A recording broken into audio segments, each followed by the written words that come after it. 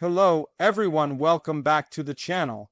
Today we're diving into one of the strangest and most haunting love stories ever told, the unbelievable tale of the woman who claimed she married a ghost. This story has fascinated millions around the world, not just because of its mystery, but because it blurs the line between the physical and spiritual worlds, between love and obsession, and between belief and madness. What makes a person fall in love with someone who isn't alive? Let's uncover the eerie truth behind the woman who married a ghost. It all began with a woman named Amanda Teague, a 45-year-old from Northern Ireland, who worked as a Jack Sparrow impersonator. She was a mother of 5, living an ordinary life, until she met someone who would change her world forever, or at least, that's what she believed. But this someone was not a man she could meet in the usual way. According to Amanda, she met him in spirit form. His name, she said, was Jack, the spirit of a Haitian pirate who died in the 1700s. From that moment, her life would spiral into one of the most bizarre stories of modern times. Amanda claimed that Jack's spirit first contacted her in 2014. She said she could feel his presence, that he spoke to her telepathically, and that they developed a connection deeper than anything she had experienced before. She believed Jack was kind, protective, and full of love. To her, he wasn't just a spirit, he was a soulmate. The two would communicate for hours through meditation and what she described as spiritual energy. As strange as it sounds, Amanda said their bond grew so strong that she couldn't imagine life without him. Eventually, Amanda made a shocking decision: she would marry Jack, the ghost. She insisted it wasn't a fantasy or a delusion. To her, it was a real relationship, and she wanted to make it official. In 2016, Amanda organized a full wedding ceremony, complete with flowers, rings, and even a white dress. But since Jack was a spirit, the ceremony had to be held in international waters off the coast of Ireland, so that no government laws would interfere. She had a medium stand in for Jack, representing him physically, while Amanda recited her vows to the invisible presence she believed was her lover. She even signed legal documents to formalize the union, calling herself Mrs. Teague. For a while, Amanda claimed that her marriage to Jack was perfect. She said they shared a deep emotional and even physical bond. She would light candles for him, talk to him, and feel his touch. She said their connection was not imaginary, it was spiritual and real. She even told reporters that being married to a ghost was better than being married to a living man. In her words, Jack was understanding, loyal, and never argued. To her, he was the perfect husband, but over time things started to change. Amanda began to feel drained, sick, and uneasy. What once felt like love began to feel like a curse. She started experiencing strange illnesses and constant fatigue. She claimed she could feel Jack's energy turning dark.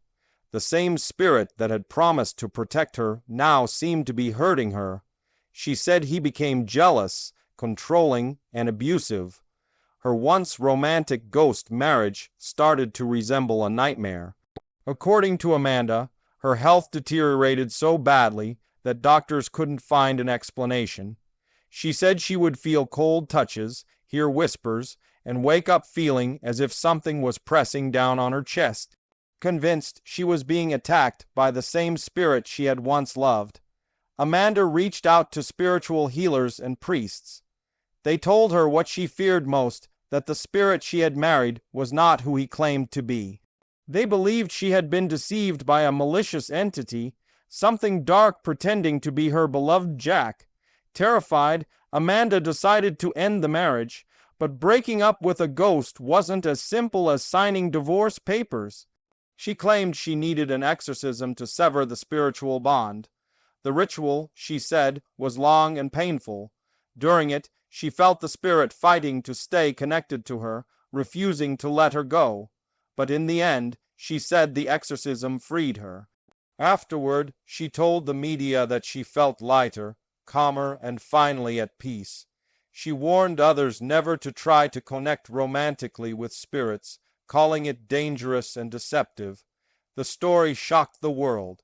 Some people saw Amanda as mentally unstable, believing her experiences were the result of loneliness or delusion. Others saw her as someone deeply spiritual who had fallen victim to a dark force. Psychologists have pointed out that isolation, trauma, and a need for companionship can make people form emotional attachments to imagined beings. But Amanda insisted that everything she experienced was real. She said she wasn't crazy, she was simply open to the spiritual world. In interviews, she described her ex-husband, the ghost, as a seductive spirit who tricked her into thinking he was good. She compared her experience to being in an abusive relationship, except that her abuser wasn't human. She believed that spirits can attach themselves to people, feeding on their energy. According to her, Jack had done exactly that, draining her life force until she was spiritually and physically broken. Only after the exorcism, she said, did she realize how much control the spirit had taken over her life. Amanda's story raises many questions about the thin boundary between belief and reality. Could it all have been psychological, or was there something truly supernatural at play?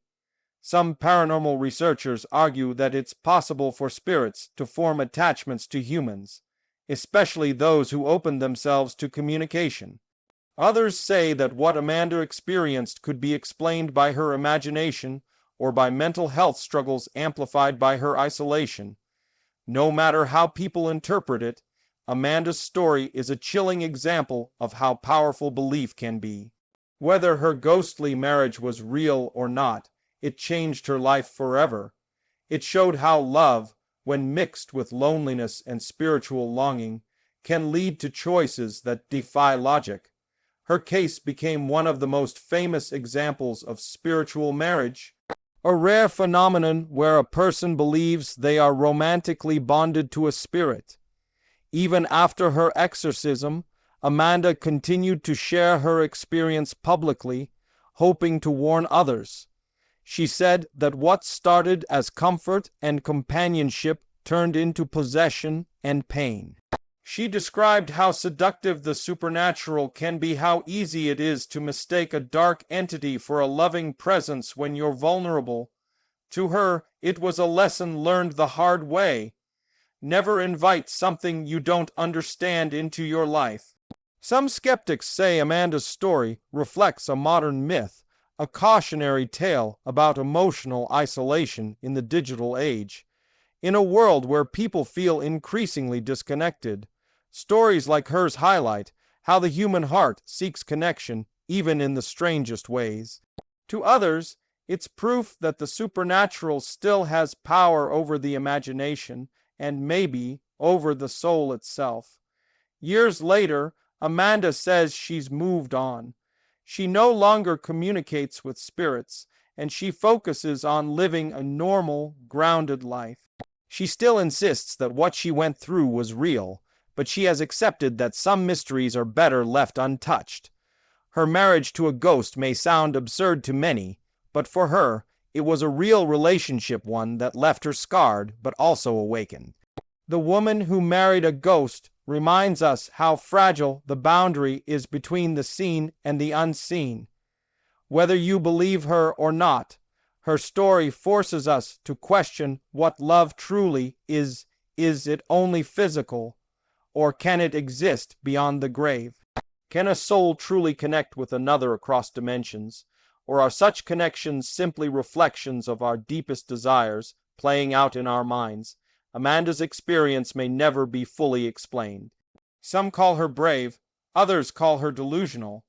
But one thing is certain, her story has made people around the world rethink what they believe about love, spirits, and the unknown. The tale of the woman who married a ghost isn't just about the supernatural. It's about faith, loneliness, and the unending human need to feel connected, no matter the cost. In the end, her story serves as both a warning and a mystery. A warning about the dangers of diving too deep into the unseen, and a mystery about the forces that may exist just beyond our understanding. The truth behind her ghostly husband may never be known, but her experience will continue to haunt those who hear it, a reminder that love, even when invisible, can be the most powerful and perilous force of all.